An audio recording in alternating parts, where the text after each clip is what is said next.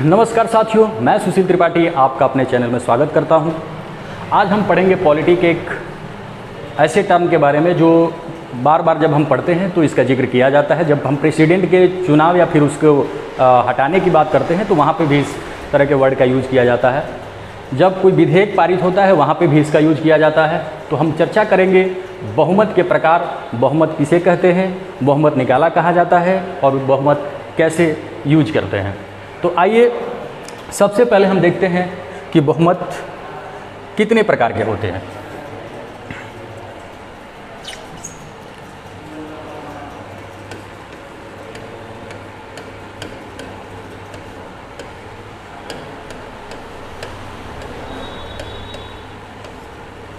बहुमत के प्रकार की अगर हम बात करें तो यह 3 प्रकार का बहुमत होता है। पहले को हम साधारण बहुमत, दूसरे को प्रभावी और तीसरे को विशेष बहुमत कहते हैं।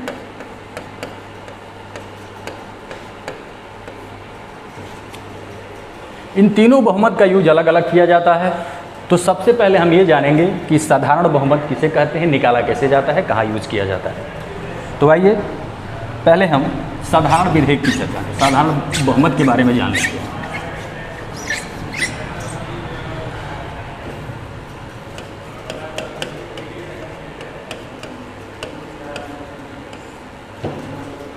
साधारण बहुमत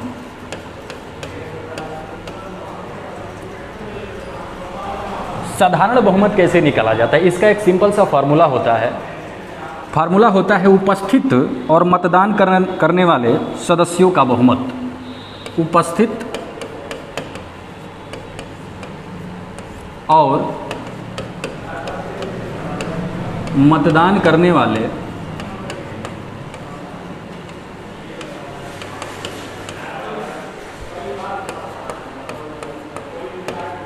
सदस्यों का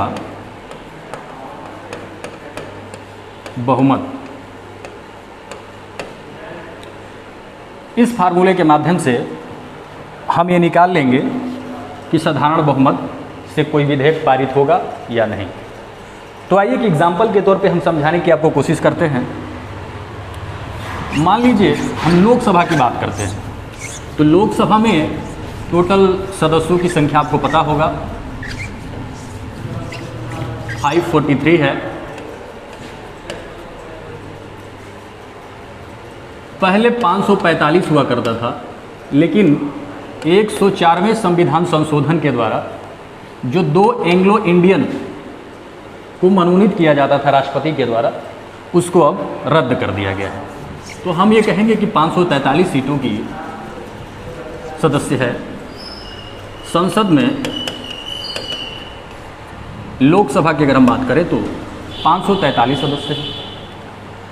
543 में सिर्फ 543 सदस्य तो आएंगे नहीं, जाहिर सी बात है। कभी किसी विशेष कार्य के लिए अगर बुलाया जाता है तो सारे सदस्य उपस्थित जरूर होते हैं, लेकिन बहुत बार ऐसा होता है कि कभी कोई आता है, कोई नहीं आता है। तो मान लीजिए किसी विषय पर बहस चल रही है, उस समय 200 लोग उपस्थित थे। 543 में से 200 लोग उपस्थित हुए। 200 लोग। और एक चीज़ और जान लीजिए कि संसद में डेली आना ये कोई अनिवार्य नहीं है। संसद में या संविधान में इस तरह का कोई जिक्र नहीं किया गया है कि आपको डेली आना ही होगा। तो उसमें से 200 लोग आए। उसी दिन किसी विषय पर वोटिंग होनी है।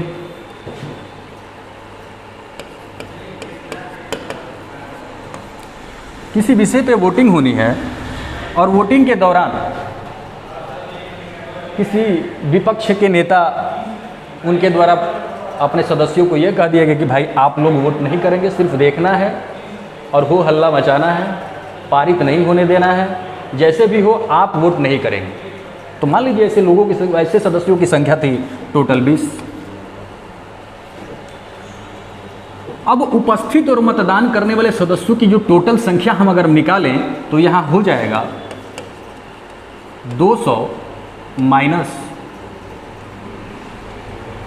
20, यानी जो 20 लोग वोट नहीं देंगे उनकी हम बात करें। अब ये वैल्यू निकल जाएगा 180।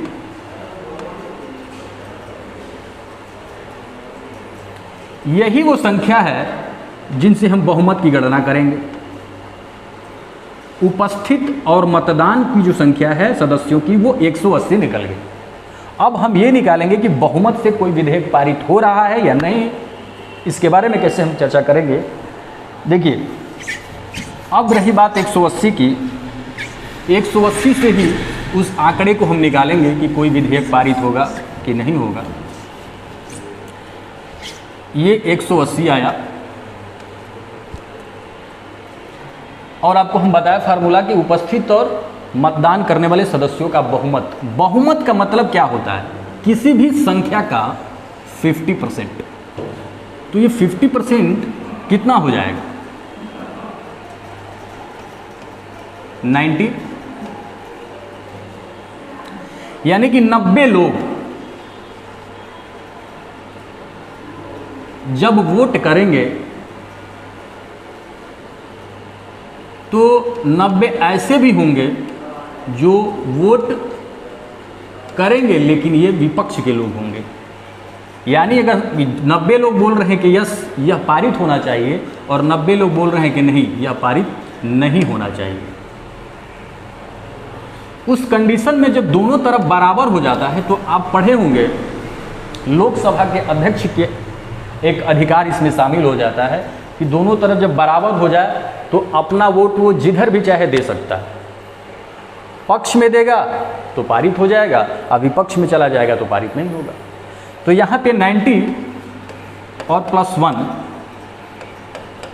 ये हो गया 91। मान लीजिए कि वो पारित करने के उद्देश्य से वोट दे देती है या दे देते हैं, जो भी होता है, तो यह विधेयक पारित में समझा जाएगा। क्योंकि जब भी 50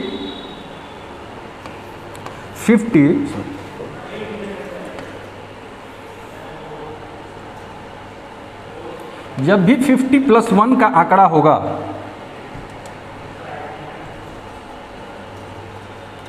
फिफ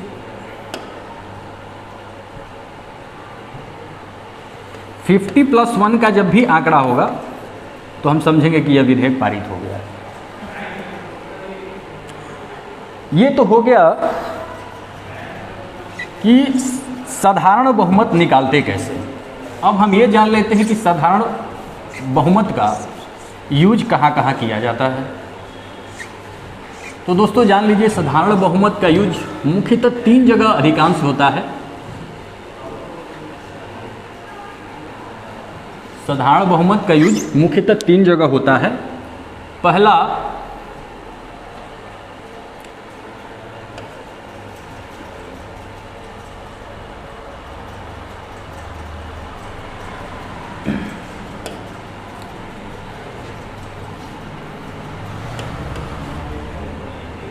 साधारण विधेयक में,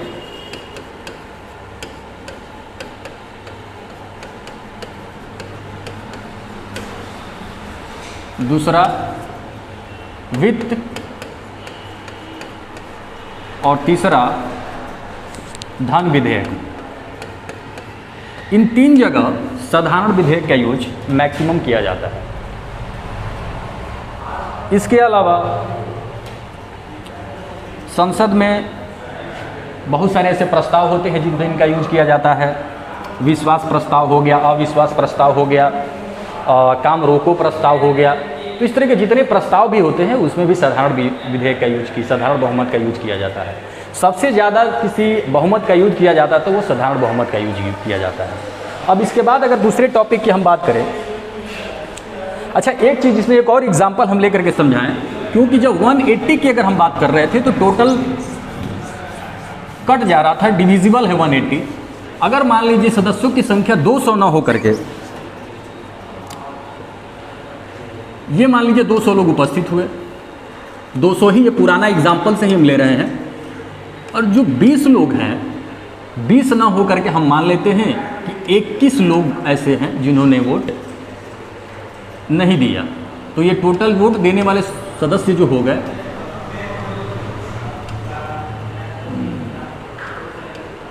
79 होगा।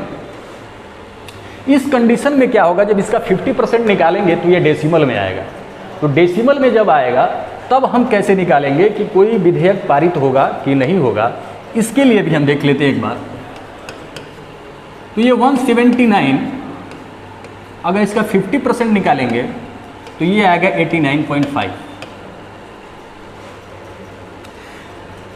दोस्तों आप मैथ में इतना तो जरूर पढ़े होंगे कि जब भी कोई किसी डेसिमल के बाद 0.1, 0.2, 0.3, 0.4 या 4 आता है तो हम कहते हैं कि भाई जो पहला वाला नंबर है वही मान्य हो जाता है। लेकिन 0.4 के बाद जब 0.5, 4, 5, 6, 7, 8 और 9 होता है तो हम इस नंबर में +1 ऐड कर देते हैं। तो ये हो जाएगा 89 + 1 यानी कि 90, ये 90 हो जाएगा। जब यहाँ हम 1 ऐड कर देंगे तो जाहिर सी बात है कि ये विधेयक पारित हो जाएगा, क्योंकि 90 ये हो गया तो जो वोट नहीं दिए हैं या जो लोग विपक्ष में वोट किए हैं उनकी संख्या जो हो जाएगी 89। 89 + 90 = 179 हो जा रहा है। 90 लोगों ने इसके पक्ष में वोट किया है और 89 लोगों ने इसके विपक्ष में वोट किया है। पक्ष में वोट करने वाले लोगों की संख्या ज़्यादा है, इसलिए विधेयक पारित समझा जाएगा। आई होप कि आपको ये चीज़ें समझ में आ रही होंगी। अब आइए हम दूसरे बहुमत के प्रकार की तरफ चलते हैं। दूसरा बहुमत है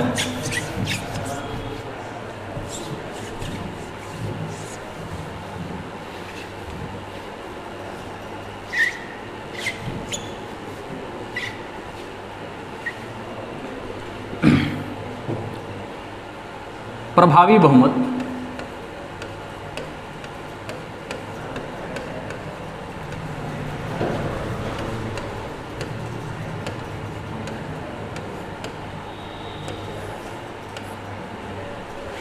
प्रभावी बहुमत कैसे निकालते हैं? जहाँ तक नाम की अगर हम बात करें तो यहाँ पे पता तो आपको चल ही गया होगा कि प्रभावी बहुमत का मतलब जो पिछला वाला अगर हम साधारण बहुमत निकाले हों उनसे कहीं बेहतर, ये अलग ही होगा। तो सबसे पहले हम ये निकालेंगे कि प्रभावी सदस्यों की संख्या कितनी है। और प्रभावी बहुमत निकालने का तरीका होता है, उसका जो फॉर्मूला होता है प्रभावी सदस्य संख्या का या सदस्यों का बहुमत। प्रभावी सदस्य संख्या का या प्रभावी सदस्यों का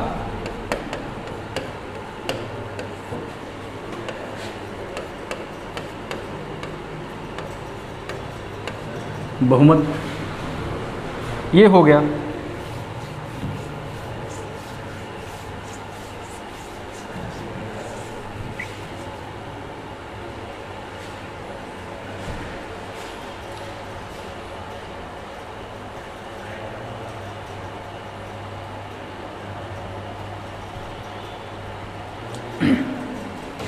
प्रभावी सदस्य संख्या का या सदस्यों का बहुमत, तो पहले हम निकालेंगे कि प्रभावी कितना है।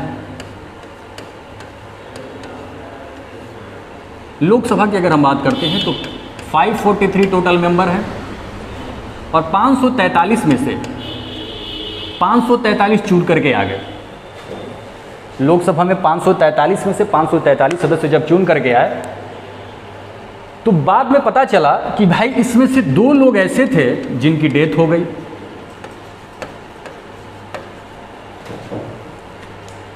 और 2 लोग, सॉरी ये 20 हो गया है, 2 होगा, 2 लोगों की डेथ हो गई और 2 लोग ऐसे थे जिन्होंने त्यागपत्र दे दिया,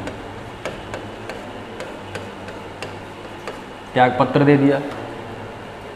और 3 लोग ऐसे मिले जिनका चुनाव जीत करके तो आए, लेकिन बाद में पता चला कि वो गलत तरीके से चुनाव जीत करके आए, तो उनकी सदस्यता निर्वाचन आयोग ने रद्द कर दिया।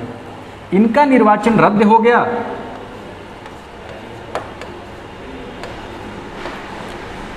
तो ये जो टोटल संख्या हुई, इन संख्याओं को हम कहेंगे रिक्तियां। ये संख्या रिक्त हो गई। तो प्रभावी जो सदस्य हैं उसको निकालने के लिए टोटल संख्या में से 7 माइनस कर देंगे। तो मान लीजिए कि 543 में टोटल 200 लोग आए थे, 200 लोग नहीं, 543 में ही हम मान लेते हैं, टोटल सदस्य संख्या में से ही मान लेते हैं। तो 543 - 7 अगर हम करेंगे तो ये हो जाएगा 4।